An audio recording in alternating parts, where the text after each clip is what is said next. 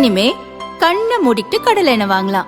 ஏன்னா மந்த்ரா கடலை எண்ணெய் இதயத்தின் தயாரிப்பு. வறுக்க பொரிக்க ஏன் எல்லா சமையலுக்கும் மந்த்ரா தான். மந்த்ரா கடலை எண்ணெய், அபார ருசி, ஆரோக்கியமான உடல் நலம்.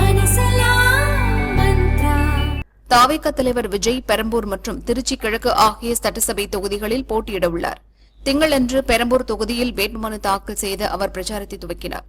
அப்போது அவருக்கு முறையாக பாதுகாப்பு வழங்கப்படவில்லை என கூறப்படுகிறது. இதுகுறித்து தாவேகாவின் நிர்வாகி நிர்மல்குமார் மாநில தலைமை தேர்தல் அதிகாரி அர்ச்சனா பட்நாயக்கிற்கு புகார் மனு ஒன்றை அனுப்பியுள்ளார். அதில் பெரம்பூரில் தாவேகா பிரச்சாரத்திற்கு போதிய பாதுகாப்பு இல்லை, போக்குவரத்தை போலீசார் சரி செய்து கொடுக்கவில்லை, போதிய போலீஸ் பாதுகாப்பு அளிப்பதுடன் சம்பந்தப்பட்ட அதிகாரிகள் மீது நடவடிக்கை எடுக்க வேண்டும், அனைத்து கட்சிகளுக்கும் சமமான பிரச்சார முறை இருக்க வேண்டும் என கூறியுள்ளார். இதையடுத்து வில்லிவாக்கம் தொகுதியில் விஜய் பிரச்சாரம் ரத்து செய்யப்பட்டது. பாதுகாப்பு குறைபாடு உள்ளதால் பிரச்சாரம் ரத்து செய்யப்படுவதாக மாவட்ட செயலர் பூச்சிமுருகன் அறிவித்தார்.